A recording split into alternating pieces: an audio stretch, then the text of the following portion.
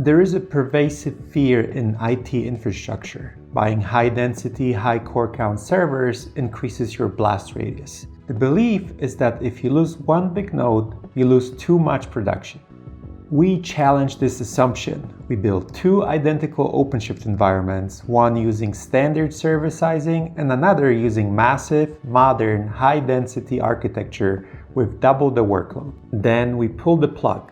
We simulated a catastrophic, unplanned hardware failure on both clusters simultaneously under heavy load. The result? The recovery time for virtual machines and containers were virtually identical. Modern orchestration platforms, when architected correctly, handle resiliency instantaneously, regardless of the server size. Don't let outdated fears dictate your infrastructure strategy. Embrace density to lower your total cost of ownership without sacrificing resiliency. See the full-length technical breakdown in the link below.